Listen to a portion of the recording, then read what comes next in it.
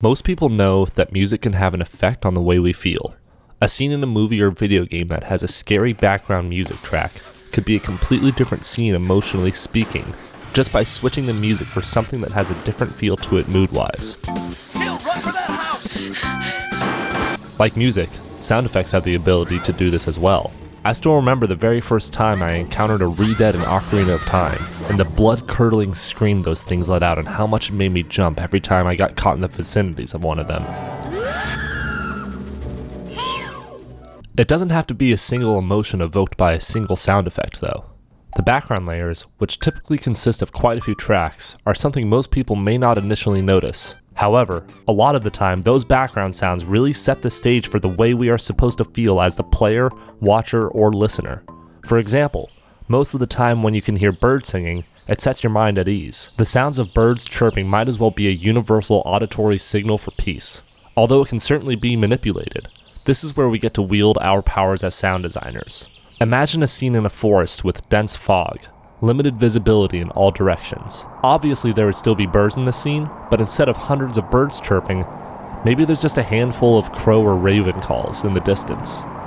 This may evoke a feeling of bleakness or dread, but if you take those same raven and crow calls and slap them into a scene that takes place during Halloween, and you see a bunch of kids running around the neighborhood in costumes collecting candy, then those sounds may be a bit more on the nostalgic side rather than creepy and unsettling.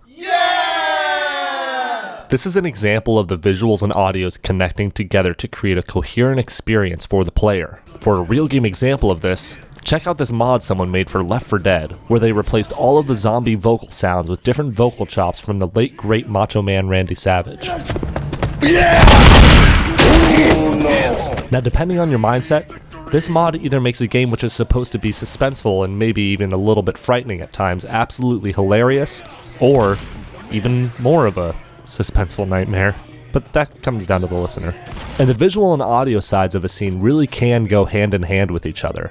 They connect to create a coherent experience that complement each other extremely well to inform the player on what's going on in the game to evoke certain emotions. And the Left 4 Dead and Forest examples we've given, both of these are context sensitive in the visuals at hand, and the audio that plays with it.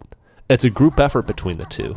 You can use the visuals to give context to the player at times, but maybe you use the sound in a direction to inform the player instead.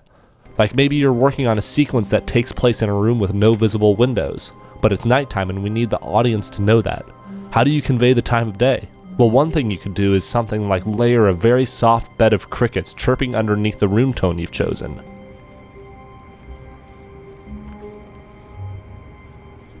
You could do the same thing with some soft bird singing to convey daytime.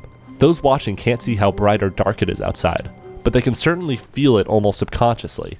Obviously, if the time of day is directly mentioned, then it may not be as necessary, but it will still help convey the message you are trying to get across. It controls the emotional feel to the scene at hand. For those of you who are just starting to get their feet wet in the pool of sound design, you may not fully realize just how much control you have over your project, regardless of what it is. In most cases, you'll be reporting your progress to whoever is heading up the production, so you may not have 100% creative control, but there is still a lot that comes down to you, especially subtleties. The mood control you have as a sound designer may not be as direct as the control someone has with music, and there may be times when you're just not sure what the best approach is, and that's okay.